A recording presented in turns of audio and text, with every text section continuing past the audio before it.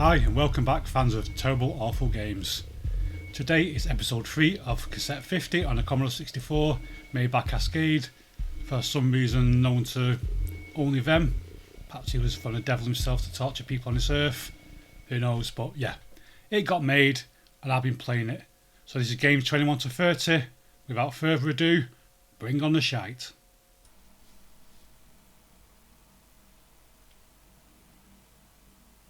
Okay, in this particular horror, you're a dot who must hide from letter G's that are trying to eat you, and also avoid letter S's, which can also eat you, but can also eat the letter G's.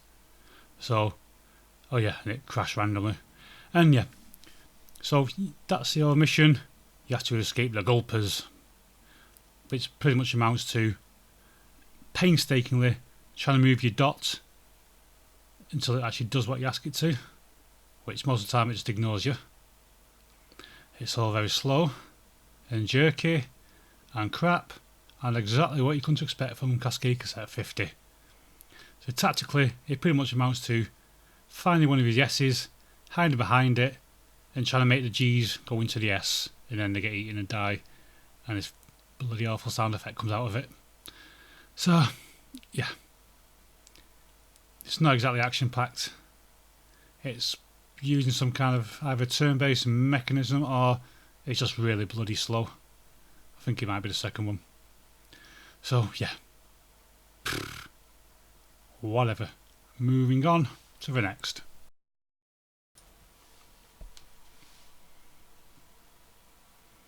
So basically this is a computerized version of the game Nim, where you have to take away so many matchsticks and then make the other person take the last one.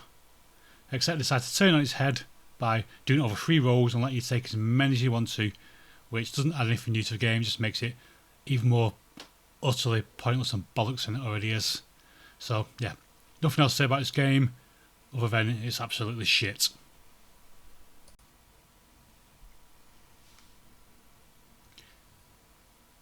So confusingly, this is called Tunnel Escaping Manual, but escape or bust in the game.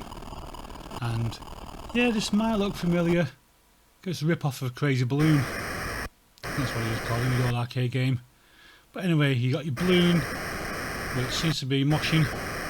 You have to fly it through the caverns and get to a landing spot.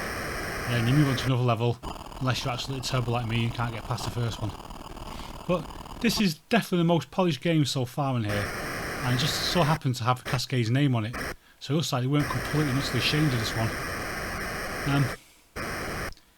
It's not a great game, but there's a hell of a lot worse in this tape as I've seen. It's kind of got a bit of polish to it. Yeah, so there's a challenge there. Collision detection, not always spot on. Sometimes you seem to clip through the wall a bit and be fine, other times you just have to be near the wall and crash. Yeah, it's alright. Seen a lot worse, played a lot worse. So probably, yeah, one of the best games on the tape, which isn't saying much. So I'm sure in the next game we'll get back to the usual horrors.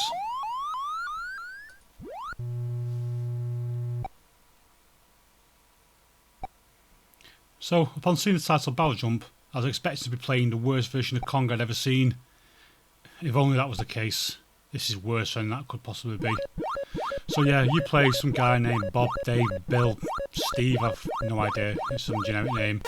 And yeah, you have to go from your van, collect the flashing barrel of beer, which will stop flashing, and then go back down to your car again, and you get a score depending on the ever decreasing tip. And you don't jump over any barrels. Barrel roll might be the better title. It doesn't really like a barrel, it's like a standard ASCII circle there on the Commodore 64.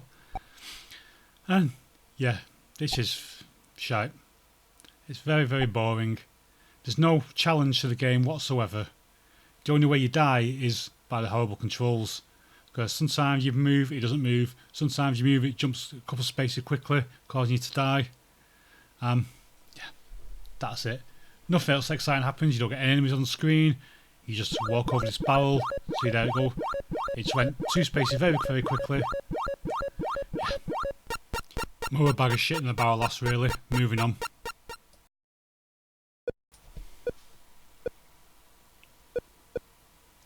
This is Cannon Battle, which contains no cannons or any battles. It's Pong. It's Pong done really, really badly. So, for starters, it's a two-player only game, so there's no computer AI, so I'll start playing with myself. Not in that way, just on the game. And yeah, it's... What the actual hell is this? How can you make Pong so bad? Just... Starters, the ball doesn't even have to hit your bat, it just kind of hits the space in front of it, then feels repelled by the bat to go flying across the screen. And yeah, somehow I managed to get the ball stuck at one point as well. You might be lucky enough to see it on a video if I can stand it that long. Yep. And then the ball does this weird thing where it just sort of bounced off like that. So not only have I half-arsed a really crap version of Pong, not putting any computer control on it, but you've also managed to leave a fucking ridiculous bugging like that. Utter bollocks. Well, officially reached the halfway point. 25 out of 50 games done. Some lows there. Definitely the worst version of Pong I've ever seen in my life. I don't think you could get any worse than that, could you? If you can find something worse than that for Pong, leave a comment or let me know where it is. Right, on with the next.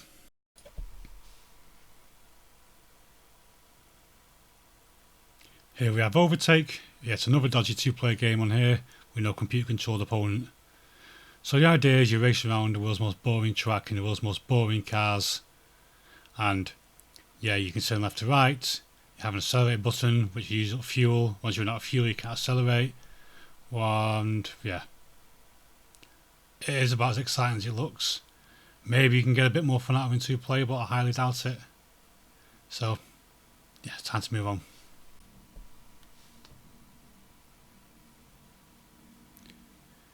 So this game is called Sitting Target, or as I prefer to call it, Shitting Target. Now, you're supposed to be fighting a robot, which is the one at the top.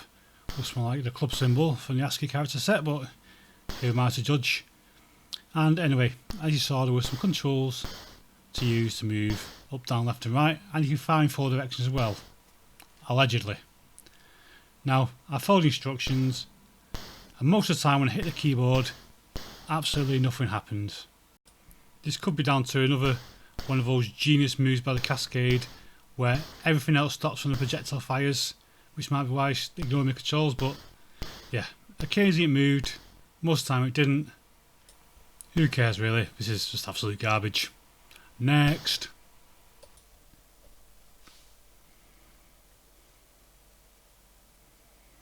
So, not content with just ruining Pong, decided now that they're going to completely mess up Breakout as well.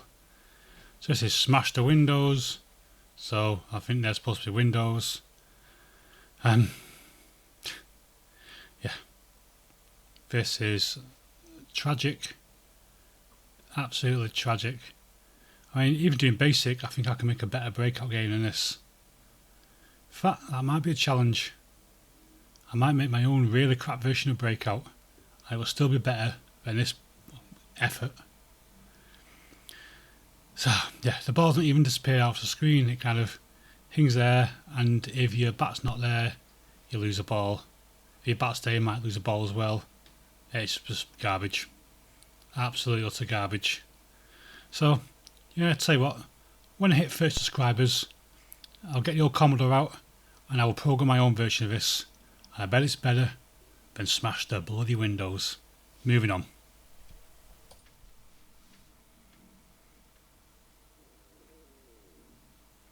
Now this game has got momentous achievements.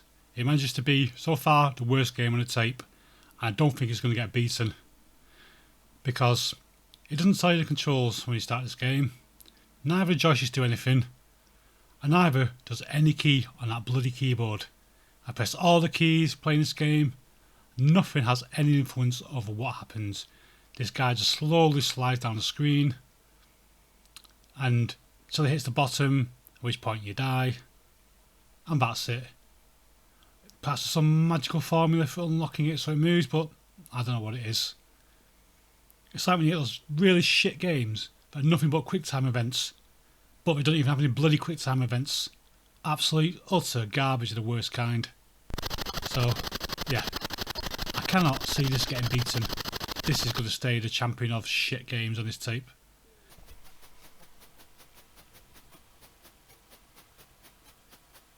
Okay, the first thing I want to address here is that is not a bloody jet. That looks very much like a prop plane to me.